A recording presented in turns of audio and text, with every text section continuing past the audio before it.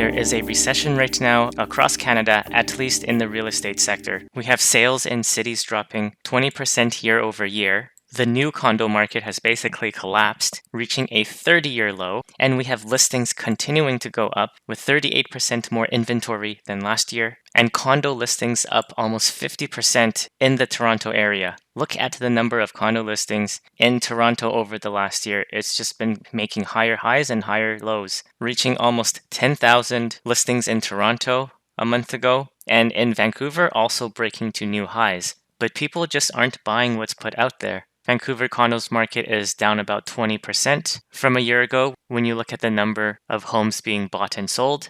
And ultimately, this is leading to lower prices because when you have a lot of supply but not a lot of demand, it puts pressure on prices to go lower. And it's not only condos, which the average price is down about 4% from a year ago, but also for detached homes. In fact, that's taken a bigger hit at minus 8% change from a year ago. The only part of the market that kind of stayed flat is the townhouse segment. That's up less than 0.5%, which relatively speaking is more popular for buyers than condos or single-family homes, but it's also suffering from lower volume. Transactions are down 10%, and over time, again, that's going to push prices down most likely. So why is the real estate market slowing down? Well, first of all, we have economic uncertainty and the whole tariffs situation. Recent trade disputes, particularly in the US, have introduced some economic headwinds, impacting buyers' confidence and leading to a slowdown in home sales. Another reason why we're seeing so much inventory, particularly for new houses that just became available on the market, is because it costs money for the developers to hold on to them. With financing costs and property taxes, for example, some developers are sitting on 1,500 units and the burn rate for that can be financially crippling. So they're trying to sell as many completed homes as they can. And of course, when you flood the market with the same commodity product, 1 or 2 bedroom homes, you're bound to see prices drop. And this is good for buyers because there's the same demand out there, but you have more supply to choose from. In fact, some developers are so desperate, they are adding all these crazy incentives, including one new condo complex in Surrey, BC, where the developer has decided to slash prices by 25%. Just for a single day though, but still, that is a huge discount. That essentially takes prices back to around the 2020 levels, where it was still relatively affordable back then, but you're getting a brand new condo. But even then, it's hard for me to see the overall transaction numbers increasing anytime soon, unless every developer decides to do that, which they probably won't. The third reason why people haven't been buying more aggressively, even though prices are down about 6% across the board, is because although things are more affordable now than last year, they are still very unaffordable for the majority of the population. The cost of ownership continues to go up and is a substantial portion of household incomes. And this strain kind of limits the pool of potential buyers, which suppresses demand. What's also preventing people from buying is cheaper rents, because when you have a falling real estate market, typically what happens is not only the price of buying falls, but also rent is cheaper. The average 1-bedroom condo in Vancouver and Toronto are now cheaper to rent by about 4% and 6% respectively than it was last year. And look at Surrey, BC, where that developer made the 25% concession. It's 12% cheaper if you try to find a place to live there now than spring of last year. So although the price of owning has dropped somewhat, we're looking at the benchmark for the Greater Toronto area of $641,000 compared to $670,000 a year ago. Once you consider that rent is also down about 5 or 6%, which is a bit more than the price of homes, then all of a sudden buying isn't as compelling as last year if you're looking for a new place to stay and you're considering buying or renting. Now, in the last couple of years, we had a surge in immigration coming into this country in 23, 24, and that will add demand and put upward pressure on the housing market because everybody needs a place to live. But the government has did a 180 on immigration, and now we're seeing almost no population growth relative to the past few years. So in terms of looking ahead, I don't see any catalysts for the real estate market to get better, at least in the next 12 months period, because immigration is slowing down. We have a supply issue where we have way too many listings and not enough units getting sold. If we divide the number of listings in the Vancouver area by how many was sold last month, that's a ratio of roughly 7. That is very high. That means it's going to take about 7 months just for the current inventory to clear. Now, historically, that's been about 4 months. So you can see we are very far away from that typical ratio.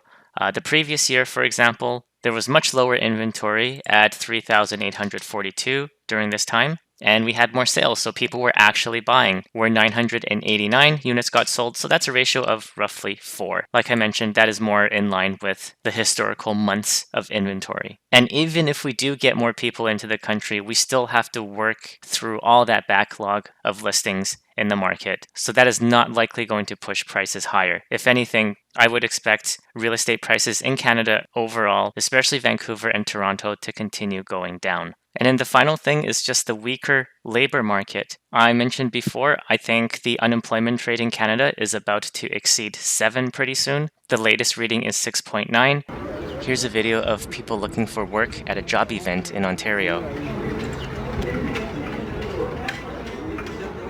And when the number of job listings are down and people are getting laid off, you just don't get bidding wars anymore. One of the largest new home marketers, Bob Rennie, is laying off 31 employees, which is about a quarter of his workforce. As he explains, the market dynamics are changing. And as many of you know, real estate is a huge economic driver in Canada. When you have 20% lower sales, and in some cases 62% year over year lower sales for new condos, that affects so many people, from realtors making lower commissions, lawyers and banks earning lower fees and interest rates from new mortgage originations.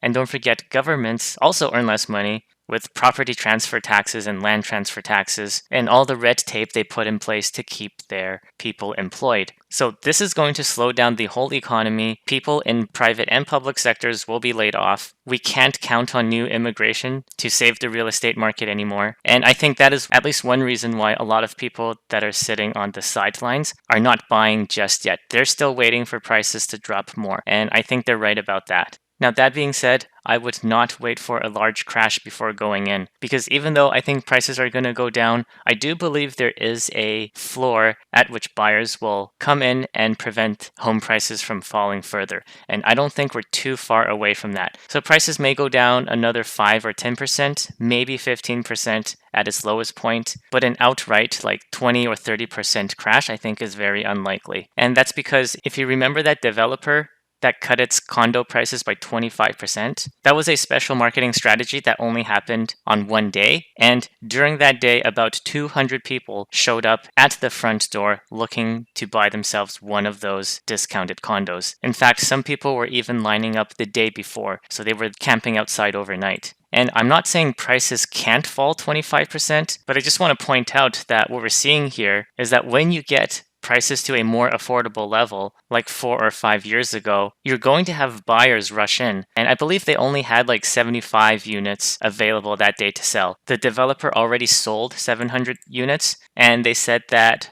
hopefully that one-day flash sale will quickly move the remaining 75.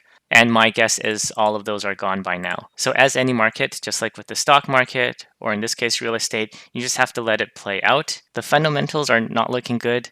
You have rising unemployment and a slowing down economy. The technicals aren't good either. Active listings are going up, sales are going down, prices are going down, especially in the large cities. And if you think the inventory is high now, by the end of the year, there is expected to be even more listings on the market because a huge number of new condos are expected to complete by the end of this year in 2025. So maybe by next year this time, things will change. But May is supposed to be like the peak season. You can see this is for Metro Vancouver's sales volume. And last month there was just under 3,000 properties sold, which was lower than the previous year, which is lower than the previous year. And going into the summer and fall, you can see generally what happens is the sales volume falls off. And it's hard to see rising prices when that happens. So if you're looking to get into the market, I would say there's no hurry right now. The good news is you have lots of choices out there and you can take your time. And if you already have a property that you want to sell, I would price it accordingly